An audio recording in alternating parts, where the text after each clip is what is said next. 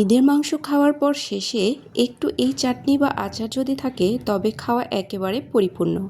ঈদের আগের দিন এই আচার বানিয়ে নিই, প্রতি বছরই বানিয়ে নিই, শেষ না হওয়া পর্যন্ত খেতেই থাকি। এইভাবে বানিয়ে নেবেন, মাংস খাওয়া শেষে একটু শেষ পাতে নেবেন, বেশ মজা। চাটনি বা আচার বানানোর জন্য এখানে লাগবে খেজুর আর তেঁতুল, আর সাথে নিয়েছি কিছু মশলা। তো প্রথমে আমি খেজুরের মধ্যে বেশ কিছুটা পানি দিয়ে নিচ্ছি, তাহলে খেজুরগুলো নরম হয়ে যাবে। এখন দিয়ে নিচ্ছি তেঁতুলের মধ্যে পানি, এখানে প্রায় হাফ কাপের মতো পানি দিয়ে নিয়েছি। মশলার মধ্যে নিয়েছি পাঁচফোড়ন, জিরে আর ধনে, সবগুলোকে হাফ টেবিল চামচ করে নিয়েছি। এগুলোকে হালকা একটু তেলে গুঁড়ো করে নেব, মানে আধা ভাঙা করে দেব। তো চলুন রান্নাটা করে নেওয়া যাক। তো প্রথমে আমি প্যানের মধ্যে দিয়ে নিচ্ছি প্রায় 4 টেবিল চামচ পরিমাণ সরিষার তেল।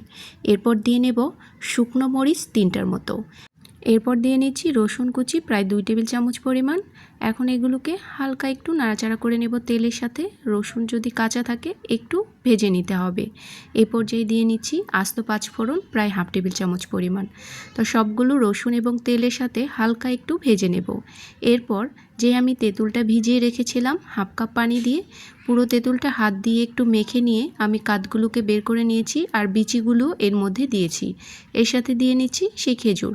আমি এখানে খেজুর নিয়েছি প্রায় 200 গ্রাম পরিমাণ, আর তেঁতুল নিয়েছি প্রায় 250 গ্রাম পরিমাণ। এখন আমি সব কিছু নাড়াচাড়া করে মিলিয়ে নিচ্ছি। এরপর কালারের জন্য সামান্য একটু হলুদের গুঁড়ো দিয়ে নিয়েছি। এরপর নিয়ে নিচ্ছি লাল মরিচের গুঁড়ো হাফ টেবিল চামচ পরিমাণ, লবণ দিয়ে নিচ্ছি হাফ টেবিল চামচ পরিমাণ। সবগুলোকে আরও একবার নাড়াচাড়া করে নিচ্ছি। তো দেখুন কতটা পানি বেরিয়ে এসেছে। এরপর এর মধ্যে দিয়ে নেব চিনি। যেহেতু তেঁতুলটা অনেকটা টক, সেজন্য খেজুরের মিষ্টি দিয়ে এই মিষ্টিটা হবে না, এর জন্য এখানে আমি প্রায় হাফ কাপের থেকেও একটু বেশি চিনি ব্যবহার করেছি। তার মানে এখানে প্রায় 200 গ্রামের মতো চিনি রয়েছে। মিষ্টিটা চেক করে আপনারা এখানে বাড়িয়ে কমিয়ে নিতে পারবেন। তো দেখুন অনেকটা পানি বেরিয়ে এসেছে। এখন আমি এর মধ্যে দিয়ে নেব চিলি ফ্লেক্স প্রায় 1.5 টেবিল চামচ পরিমাণ। ঝাল ঝাল মিষ্টি এবং টক এই চাটনি বা আচার খেতে বেশ মজাদার। চিনির পানিটাও শুকিয়ে গেছে। এই পর্যায়ে দেখুন আচারের কালার চেঞ্জ হয়ে গেছে, আচারটা প্রায় হয়ে এসেছে। তো আমি এটাকে একটু পাতলা রেখে দেব, কারণ চাটনির মতো করে খাওয়ার জন্য এই আচারটা বেশ ভালো লাগে। এই পর্যায়ে দিয়ে নিচ্ছি সেই মশলাগুলো আমি আধা ভাঙা করে রেখেছিলাম, সবটুকু এখানে দিয়ে নিয়েছি। এরপর দিয়ে নিচ্ছি ভিনেগার। ভিনেগার দেওয়ার কারণে আচারটা বেশ কিছুদিন ভালো থাকবে। এরপর নাড়াচাড়া করে নিচ্ছি।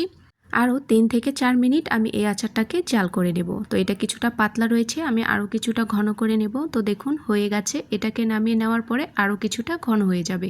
তো সাথে সাথে আমি আলাদা একটি পাত্রে ঢেলে নিয়েছি। তো দেখুন আচারটা কেমন সুন্দর হয়েছে, আর এটা খেতে অনেক বেশি মজাদার। আমরা তো কোরবানি ঈদে এই আচারটা মাংস খাওয়ার পরে খেয়ে থাকি। আপনারাও বাসায় ট্রাই করে দেখবেন, খেতে দুর্দান্ত হয়। তো আজকের রেসিপিটি যদি আপনাদের কাছে ভালো লেগে থাকে বাসায় অবশ্যই ট্রাই করবেন, আর আপনাদের টাইমলাইনে শেয়ার করে রাখবেন। যদি কখনো প্রয়োজন হয় দেখে নিতে এই রেসিপিটি বানিয়ে নিতে পারবেন। তো এই পর্যন্তই, সবাই ভালো থাকবেন। আপনাদের সাথে আবারও দেখা হবে নতুন একটি সহজ রেসিপিতে। আল্লাহ হাফেজ, আসসালামু আলাইকুম।